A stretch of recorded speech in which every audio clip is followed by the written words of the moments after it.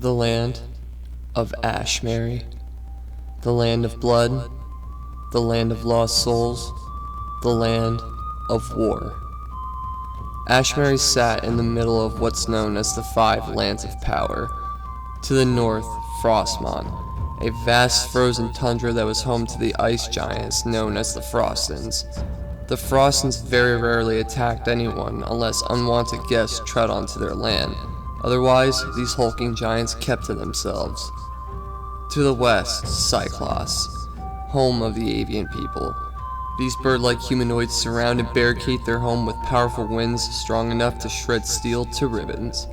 The Cyclons frequently traded with the Ashens, giving the two lands a close partnership.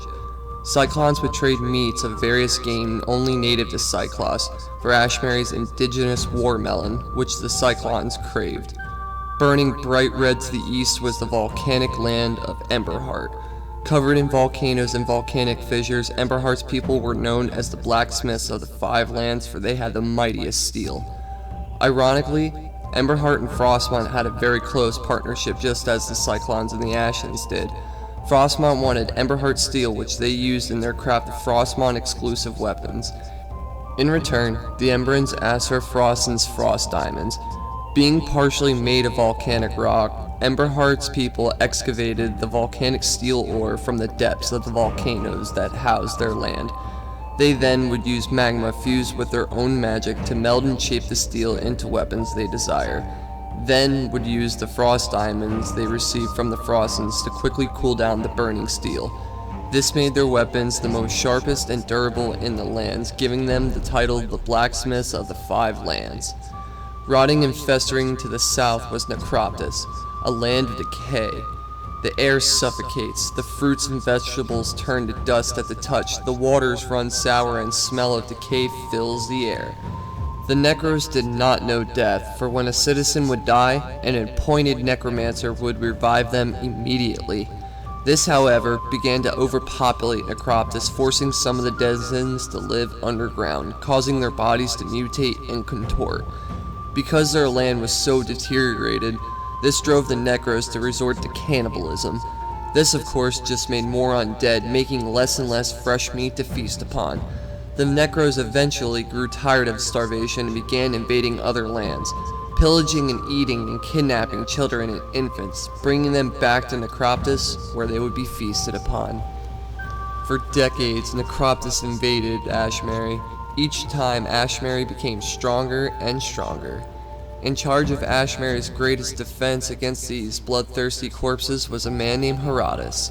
Herodotus was born in a small village known as Mikos. Mikos was located on the edge of Bane's Woods, where the people would go and forage for berries, nuts, small game, and water. They were very limited to how far they could go, however, because there was believed to be a dark presence lurking inside the wood. Growing up, Herodotus was a very loved man by all the people of his village. He would carry out tasks such as assisting the elderly and buying food for the orphan children and homeless that roamed the town streets. Everyone knew and everyone loved Herodotus. One day, as Herodotus was foraging for herbs for a local apothecary, Herodotus met a young woman that had run away from her village due to a Necroptus invasion and invited her to come back with him where it was safe. Her name was Katiana. Katiana agreed to go back with Herodotus and had found a family shortly after arriving at Mikos. She was adopted by a couple that could not bear a child because both of them were infertile, but still wanted kids. Herodotus and Katiana were very good friends and would go on errands with one another to help the villagers. Their families became very close with each other and shared a strong trust. One night, at the age of 13, while his family were sleeping in bed and Herodotus and Katiana were returning back to the village from errands, two Necros came in Herodotus' house. They could not hear the stalking undead. The Necros salivated over the sleeping piles of fresh meat as they viciously began to rip apart and consume the pieces of Herodotus' parents. The Necros left as quickly as they came, and in just minutes after the departure, Herodotus and Katiana returned to Herodotus' house. Upon arriving, Herodotus and Katiana discovered the crime that had taken place just moments ago.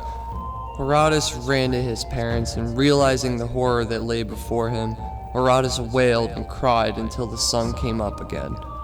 In the morning, he wrapped his parents up in their blood-stained blankets and headed out to retrieve their family horse to help move the bodies. Upon opening his front door, he saw some of the villagers wounded or embraced a dead loved one exiting their home. Herodotus, still struck with shock, found a spot out back of his house with the help of Katiana and buried his parents. He made a promise that he would become a great king and carry out the legacy of Herodotus. Herodotus and Katiana then made their way to Katiana's house. But before they arrived, Herodotus and Katiana saw soldiers assisting Katiana's mom with walking. She was scuffed up with cuts and bruises, but alive. Katiana ran to her crying. The mother told Katiana that her father died protecting her so she could make it out alive. This angered Herodotus even more. He ran to the center of town and spoke loudly to the people of Mykos and insisted that he and his people join together and create an army to defeat the Necros. The people were very eager to join, for they wanted the exact revenge that Herodotus wanted. Katiana stood next to Herodotus and raised her fist. The people then joined and shouted, agreeing to fight with Herodotus, thereby making the first army of Herodotus. Herodotus knew that if they were to defeat the Necros, that they would need reinforcements for their army and weapons. He also knew that there was one civilization that would be perfect: Emberheart. Herodotus asked Katiana if she would join him to negotiate with the Emberans for assistance. Katiana agreed gleefully and threw her arms and wrapped them around Herodotus. She told him she would follow him through the depths of Tatara and locked her lips with his. Together, the new couple traveled the ever so violent and destructive land of Emberheart. The ground was riddled with glowing cracks and hot steam rose from them. The sky seemed as if it had been going through the aftermath of a large fire that had been set by the gods themselves. Hot embers fell mixed with precipitation of ash that were caused by the volcanoes that had replaced the former mountains. Geysers spewed magma randomly throughout the land, some sitting on top of a large heap of obsidian. The air was thick with ash, which required the couple to wear rags around their mouths, for it could suffocate them within minutes. The ground itself was unstable as it resonated with the underground earthquakes below. Herodotus and Katiana made their way to the blacksmith city, the city of Emberheart. It was located inside a massive volcano which housed the Emberans. The people were fused with lava rock, which helped them adapt to their surrounding environment. Some believe that living in Emberheart, the god Belram would turn you into this as a welcoming gift who truly sought sanctity. They could touch lava as if water, and the glowing hot metal and Emberan weapons and armor were shaped by the smith's bare hands, not with tools.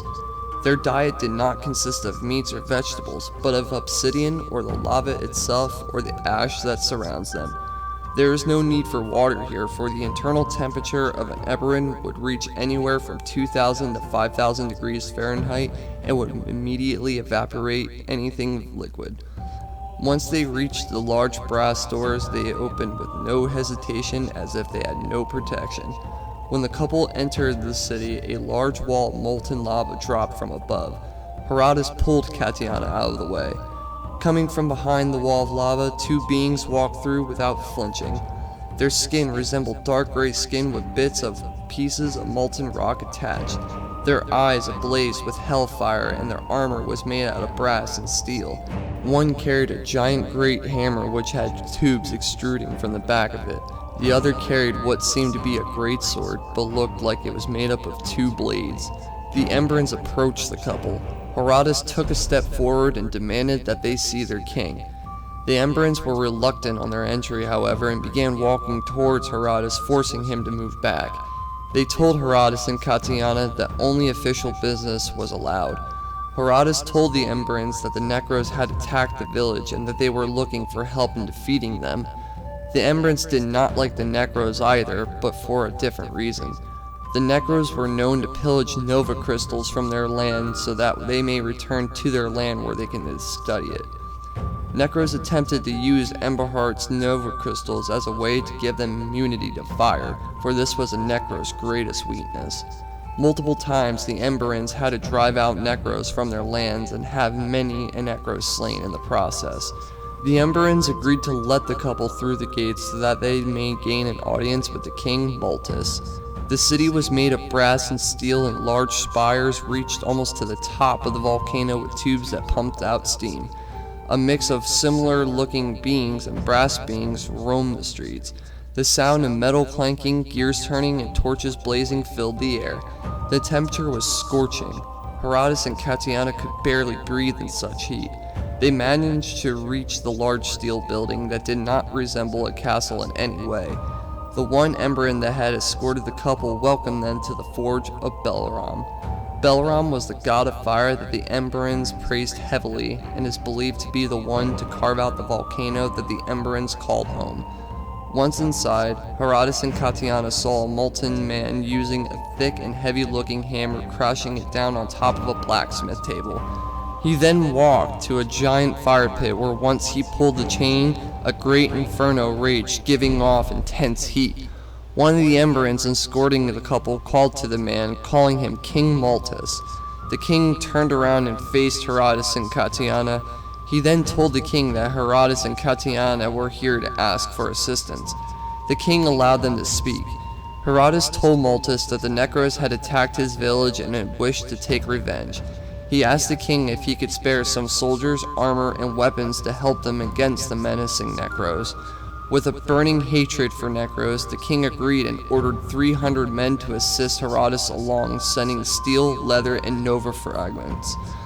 It was here that the people of Mikos and the people of Emberheart began their long treaty. Arriving back in the town of Mikos with the 300 soldiers and materials, the people were already making makeshift weapons for themselves. Herodotus informed the townsfolk that they would no longer have to make futile weapons, for he had brought back with him materials that would greatly strengthen the army. The Emberheart reinforcements immediately began making weapons and armor and teaching the town their craft. They taught them that since there was no magma around, they could use the nova crystal fragments as a better heat source than the outdated forges that they had. With the knowledge and equipment to take on the Necros, Mikos waited for the next Necro attack. All the while they waited, Katiana and Herodotus were so close that Katiana's feelings turned from platonic to romantic. Herodotus, feeling the same, decided that he would then attempt to further their relationship by asking her to marry him. The wedding was hosted in the middle of Mikos, where Emberans and the people of Mikos bore witness to the marriage of these two close friends. Katiana then moved in with Herodotus to his childhood home, the same house where his parents were killed. The night after the newlyweds consummated the marriage, Herodotus could hear a horn coming from outside. Herodotus jumped out of his bed, awakening Katiana, only to run to his window and see a large wave of Necros attacking the village again. He grabbed his sword and stormed outside. Katiana followed behind him, grabbing her Emberheart-made crossbow and armor. The couple made their way outside and saw the Necros were not having such an easy time as they were before. The Emberans slammed and crushed and splattered the Necros with their heavy weapons. The one Emberan that Herodotus had first encountered in Emberheart was using the same hammer he remembered him with. He was using the hammer to crush Necros with an accelerated force caused by the pipes bursting with flames out the back, increasing velocity and incinerating the Necros. Herodotus and Katiana then made their way to help with the fight. Together, Herodotus and Katiana fought back to back as they quickly eradicated the incoming Necros. After about 70% of the Necros were killed, they began to retreat. Several townsfolk were injured, but the death toll was almost next to none. This gave the people hope that with practice of their new skill that they may be able to completely stop the Necros from invading. This hope that was given to them was because of Herodotus. The people began to praise Herodotus, some even calling him king. Herodotus told the townspeople that they would rebuild their city, getting walls, military protection, and an actual home. As Herodotus was helping some of the citizens with building a temple one day, Katiana came running to Herodotus crying with tears of joy. She wrapped her arms around him and kissed him repeatedly on the cheek and lips. She told Herodotus that she was with child. Gleeful as ever, Herodotus jumped and screamed at the amazing news. He announced the news to the people of Mikos. The townspeople immediately stopped what they were doing and started celebrating by making enough food to feed an entire army inside local grills. The owners of the breweries grabbed every bottle they had in their inventory for the event. Everyone pitched in to give Herodotus and his bride a big baby shower in honor of their transcendence to parenthood. Herodotus and Katiana then decided that if it were to be a boy, they would take his father's name Herodotus. If it was a girl, she would take her mother's name, Katiana. 9 long and busy months later, Katiana gave birth to a little baby boy. They named this little baby boy Herodotus II.